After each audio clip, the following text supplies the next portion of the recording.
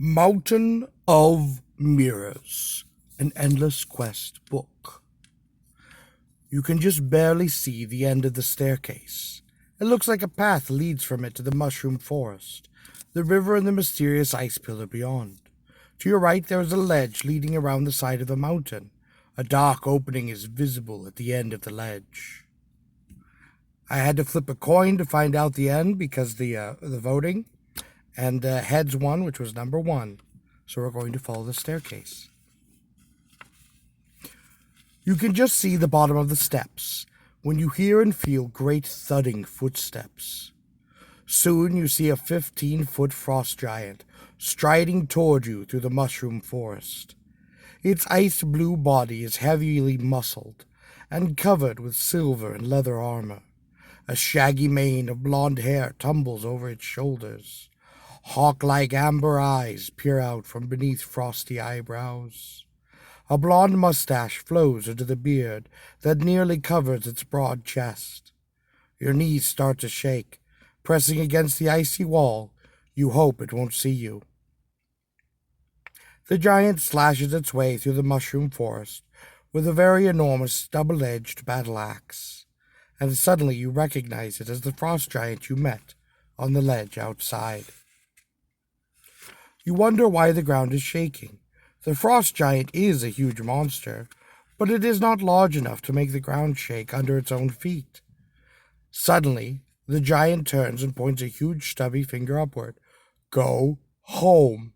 I command it. Never have I met such a dumb dragon. Go home now. A young white dragon walks behind the giant. It's Fang. Fang doesn't listen to the giant's command. Instead, it walks forward and stretches out on the ground, laying its scaly head against the giant's feet, whimpering softly. Fang looks at its master with huge, sad eyes. The giant is not pleased. Get up, you dumb dragon. Stop following me. You're the most useless excuse for a god dragon I've ever seen. Stop that whimpering. I can't stand it. I wonder how many orcs I could get for you in a trade-in. The giant kicks the dragon. Fang yips and yelps even louder, making the giant even more angry. Reaching down, it grabs the sniveling, whimpering Fang by the scruff of its neck and tries to make it stand. Instead, Fang goes limp and collapses like a wet noodle. As the giant reaches for its club, Fang rolls over on its back, all 4 sharply clawed feet wave in the air. Fang cries loudly, and finally the giant loses its patience and gives Fang a whack with the club.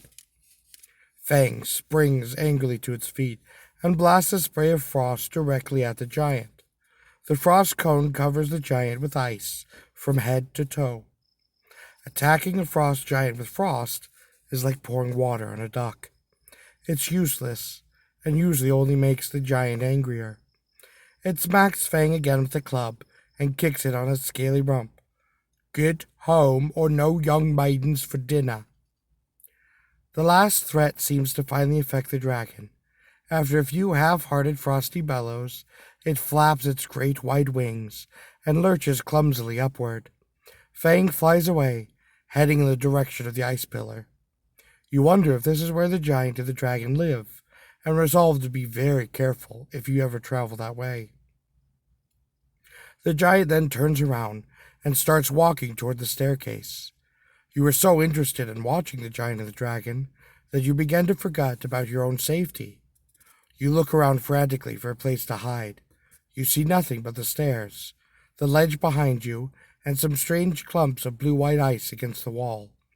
You're trying to figure out what to do when you hear a tiny, crackly voice say, "Elf, over here, hide thyself behind us." The voice comes from the strange ice clumps.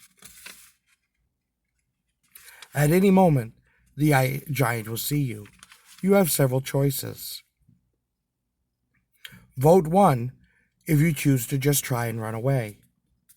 Vote 2 if you choose to hide behind the ice clumps. Vote 3 if you choose to try and fight the giant. Vote 4 if you choose to talk to the giant. Or vote 5 if you choose to surrender to the giant. Again, choose 1 to just run away, 2 to hide behind the ice clumps, 3 to try and fight the giant, 4 to try and talk to the giant, or 5 to surrender. That's it, and you have a wonderful and blessed day.